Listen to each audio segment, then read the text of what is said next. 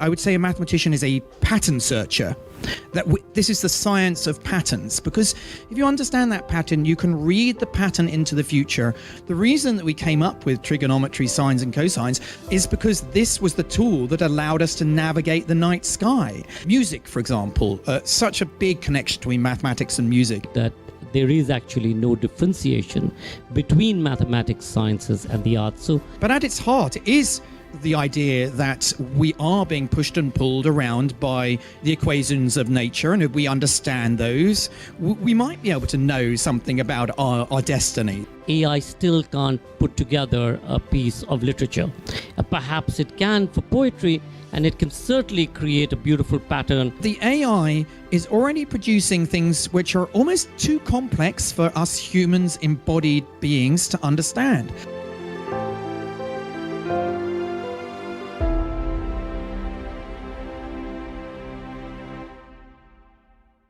Marcus, absolutely delighted to have you here and look at how the world, which seems to be so frightened of mathematics and numbers, and especially in today's date and age where in many schools and colleges and universities, young people seem to be terrified at the very thought that a number is going to confront them.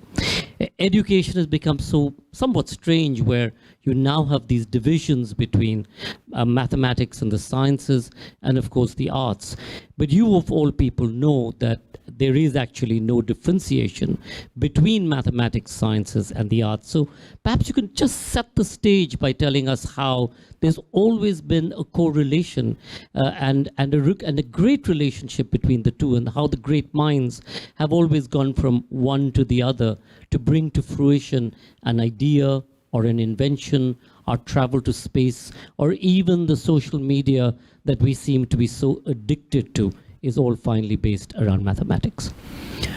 I think that people have this misconception about mathematics because they think it's really just about doing multiplication tables or long division, and that's, you know, as a research mathematician, what does that guy du Sautoy do? You know, is it long division to lots of decimal places? And for me, this is really just the grammar and the vocabulary of mathematics.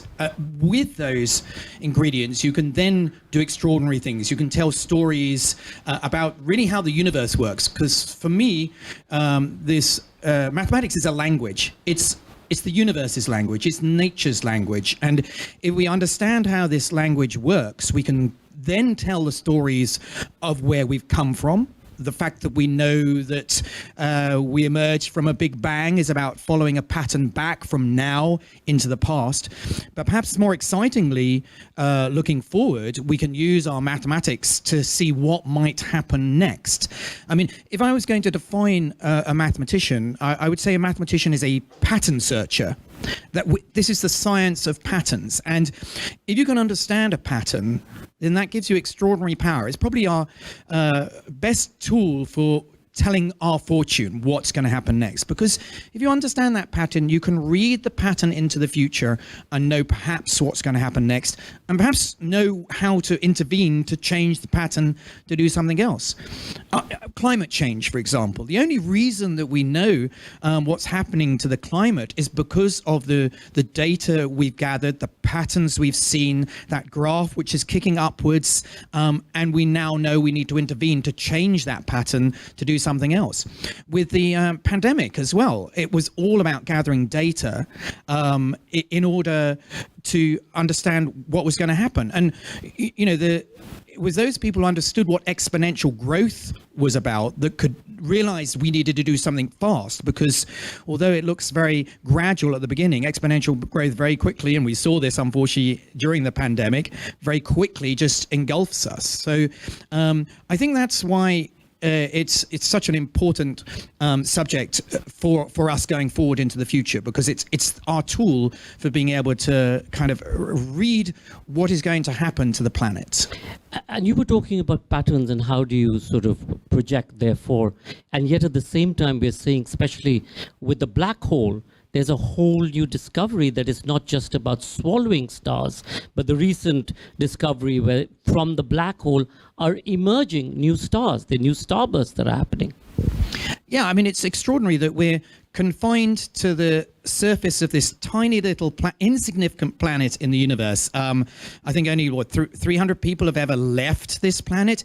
Yet look how much we know about our universe. We know how old it is, 13.8 billion years. We know things about distant regions of our universe. We even speculate there may be other universes. This is the power of mathematics, to be able to see what's going on. It's like a telescope. It's an extraordinary telescope which helps us to look back in time, look forward, to make predictions about deep time into the future, what's going to happen. Kids at school learn about trigonometry, sines and cosines, and they think, well, what on earth is this for? What we miss out in our education system is giving context to all of these things. The reason that we came up with trigonometry, sines and cosines is because this was the tool that allowed us to navigate the night sky. It's what the ancient Greeks, Ptolemy, for example, used to tell us about the relative distance between the Earth and the Sun, the Earth and the Moon. I feel that we miss out on our education system of giving the historical context. You mentioned this kind of silo mentality that we teach maths and science and it's separate from the arts. My vision for the future about education is that we remove the walls between all of these subjects and understand that actually they all interweave with each other. So I think people understand how maths will be important in understanding science and the environment, but perhaps more unusually is how mathematics is so embedded in the arts as well. I mean, music, for example, such a big connection between mathematics and music. Sometimes I called mathematics the science of patterns. I would call music the art of patterns, and that's why they're so related. So I spend a lot of time talking to creative artists, just finding that we're interested in the same structures, but from just different perspectives. I set up a centre just recently with a composer in Manchester in the Royal Northern College of Music called PRISM, which stands for Practice and Research in Science and Music. And the idea is if we come together and share our cabinets of wonders, the composer finds in mine something interesting, I find from a composer new questions being asked. So I feel it's a tragedy of our education system that we have this silo mentality from about 11 years old on, that we go from the maths lesson to the history lesson to the music lesson to the science lesson and don't realize these are all connected. So that would be my vision for 30 years time, or hopefully sooner, is that somehow we just talk about education again. This was the way we thought about education in the past. These things were always interrelated. The quadrivium was music, it was architecture, it was mathematics. Leonardo wouldn't recognize. He said, "What are you doing with your education?"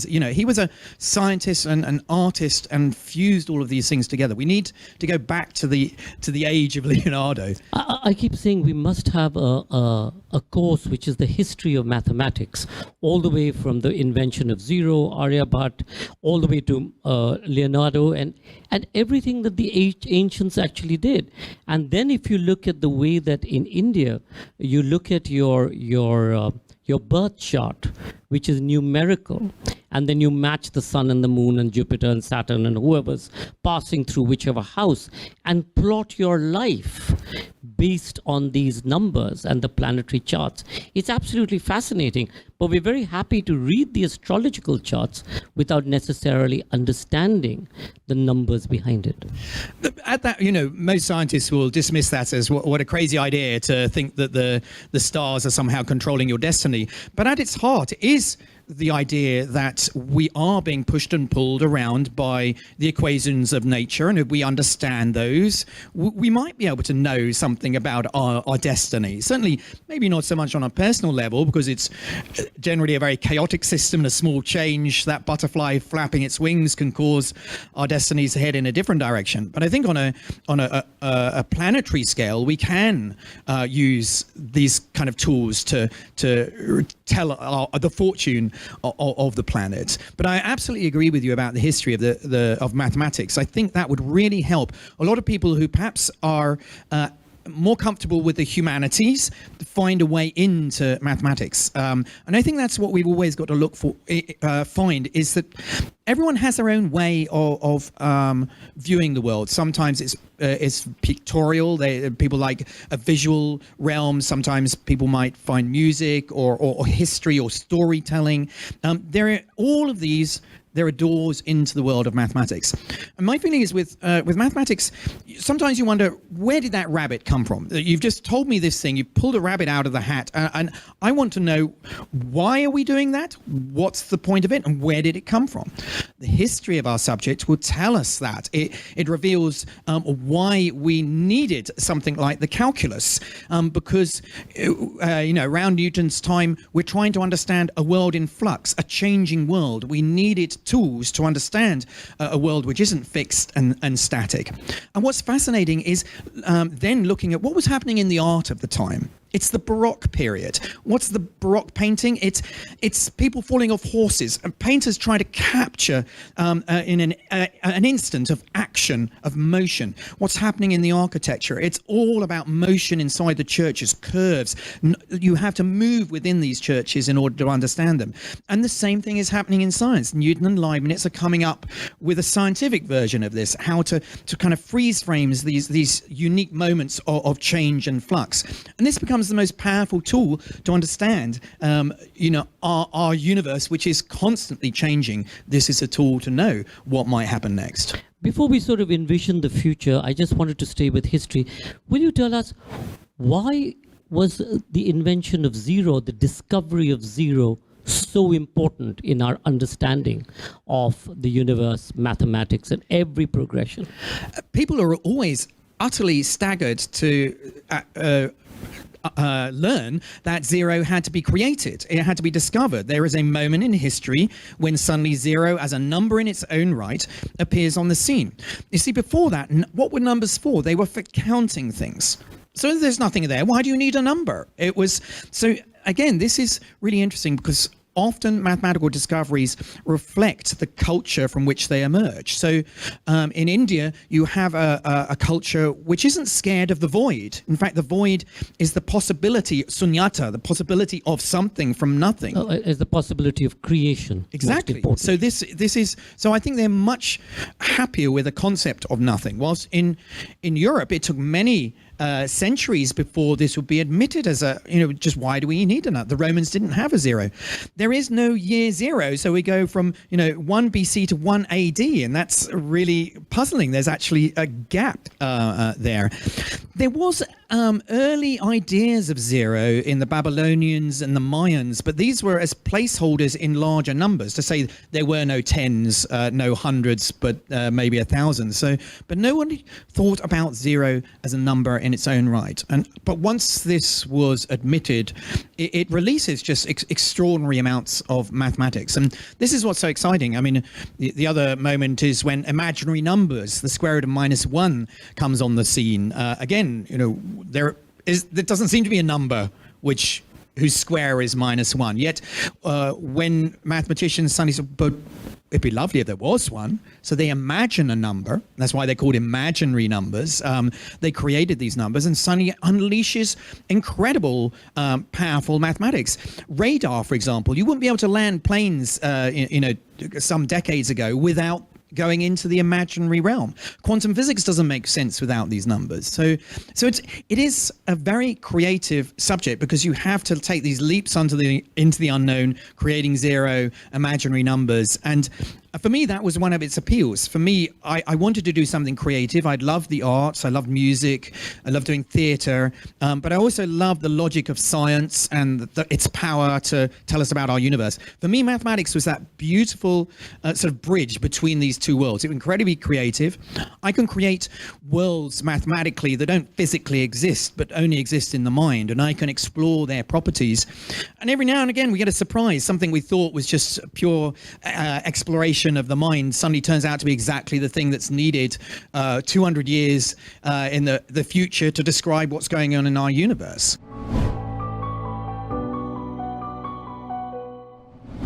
Much of your amazing work has been in that spectrum of creativity AI mathematics.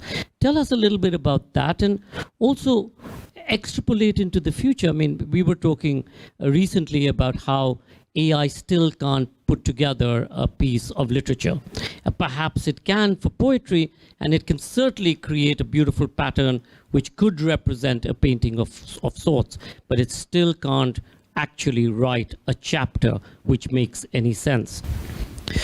Well, I think that many people just couldn't believe that AI could be creative at all. I mean, how out of a piece of code are you going to make these kind of breakthroughs? Isn't it just replicating what we've already put into the machine? So that was already the first kind of surprise, that this new way of coding, this bottom-up machine learning, does allow for code to mutate, change, become something very different from what the human started, such that we are getting surprises back.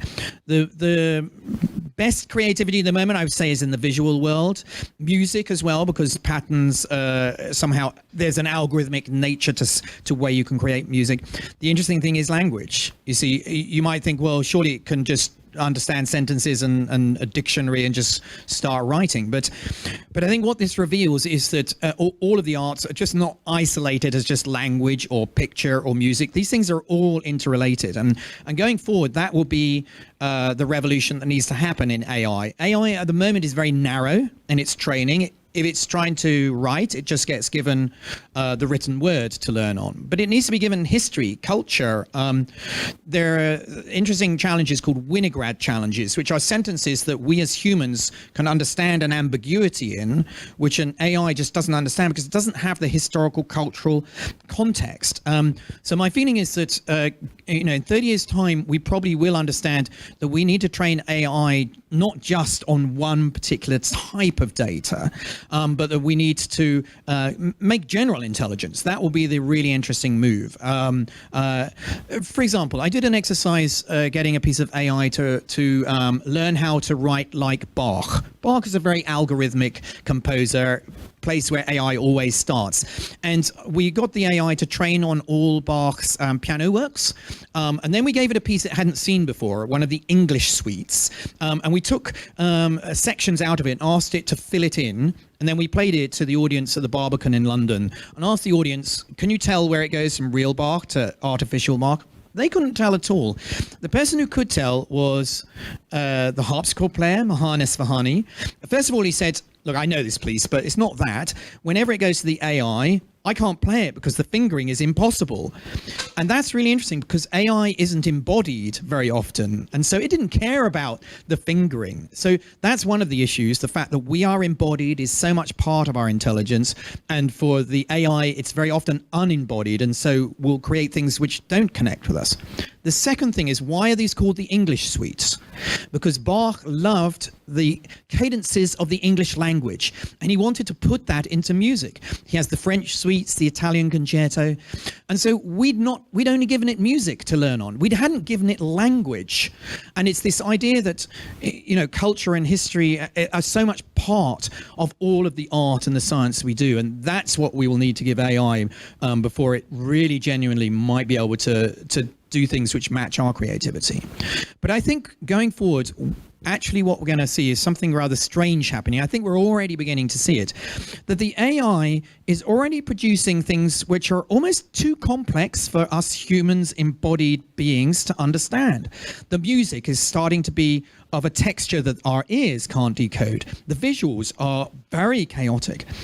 And I think we're starting to see AI starting to create art that another AI will appreciate, but that we just find very hard to engage with. So I think we might start to see AI sort of drifting off away from humanity and maybe creating things for themselves. And there's one of my favorite AI films is Her, where a man falls in love with his operating system. But by the end of the movie, the operating system dumps the human. The human understands this operating system is having a relationship with 10,000 humans. And the operating system says, you're all too slow, you humans. You take so long. So I think the speed of AI will be an issue for us. I think AI will look at humans the way humans look at a mountain. We think a mountain is still and static. But no, if you look over deep time, it's very dynamic. It has a character. It grows, it falls away. Probably AI is looking at humans thinking, they're not doing anything. Is that person? Oh, he's just said one word. It's like Creative genius tends to always come from a difficult space, but they're not perfect human beings to begin with, and many of them are addicts or in dark spaces and so on and so forth. So does AI need to get drunk? Do we need to find a sort of heroin equivalent for AI? I mean, how does that quirk come into being that actually creates the most brilliant work, like Pollock, for example? We talked about him on our flight yesterday. So this is all about AI is being given a kind of backstory. So the way to produce that is to curate the data that's given to the AI. And I think this will be a new artist. The data curator will be a very important person in the art that's created. And let me actually take issue with this word genius, because I find it's all about an individual, and we love that. We love the idea of Pollock or Picasso. But of course, actually, these people aren't just on their own. There's a huge amount of people who've gone before that they've learned from. Picasso learned about how to reproduce the art of the past before he broke it. And I actually prefer Brian Eno's idea. He says, let's not talk about genius, let's talk about genius. The idea that nothing comes from just one individual, and that we need to credit many more people than just the person who painted that painting. And I think that's what we'll have to do as we go forward with AI creativity, because it isn't just the AI, it isn't just the coder, it's also the data that it was given. Everyone has contributed to that. It's about the person who curates that data. It's a big collection of people. People often say, who's going to be credited with having created this piece of art? Or, if a driverless car crashes, who's responsible? We're going to have to talk about collective creativity and collective responsibility, because there are so many, and I think we've missed that in the past. So we love the isolated genius, and we've forgotten that there's so many things going into that moment of extraordinary new creativity. And, to wrap up, the Earth and in our environment is in crisis, and we all know that. We've all acknowledged it.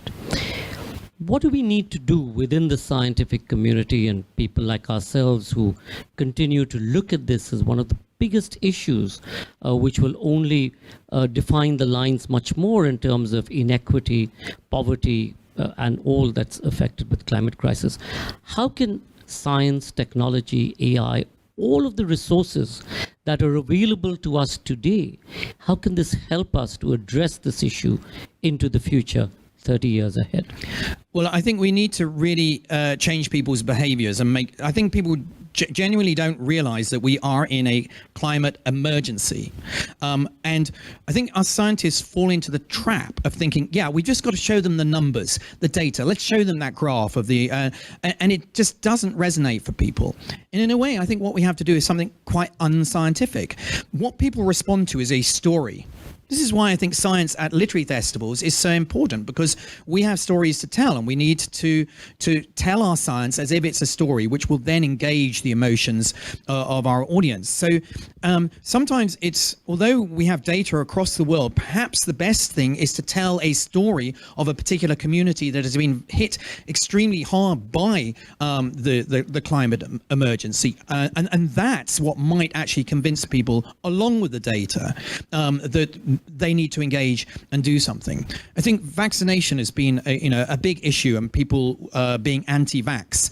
And the reason they've often become anti-vax is because of one scare story that they've been told.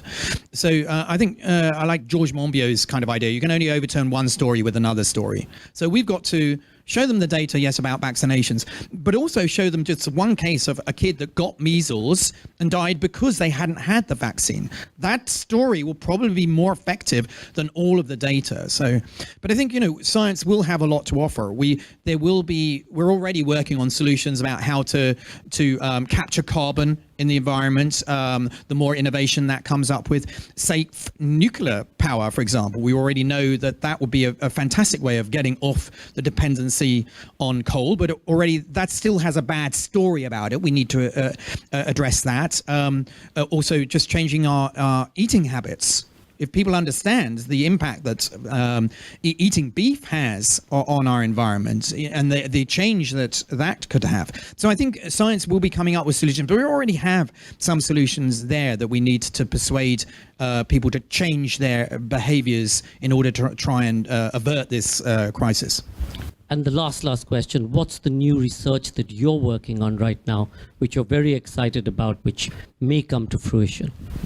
Well, I've been working on a conjecture in my own area, which is the research of symmetry, for some 15 years. So, it's a really tough problem. It's about a kind of pattern that I've seen in this world. Whether it will be have any impact on the world outside of my own area of research, who knows? But that's also why it's so important to continue to fund Blue Skies research, because although it might look totally useless what I'm doing, in maybe 2 decades time, what I've discovered will be the key to some new innovation that's dependent on this kind of world of symmetry. So,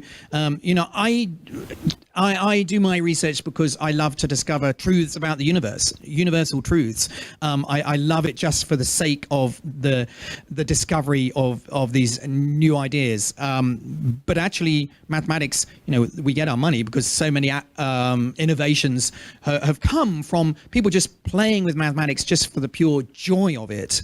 And it's not about utility. That's not what drives me, utility. What drives me is just the passion for knowledge, and utility comes as a secondary byproduct. Marcus du Sautoy, thank you so much for speaking with us in terms of a joy of learning and a joy of knowledge. I'll come to questions in a second.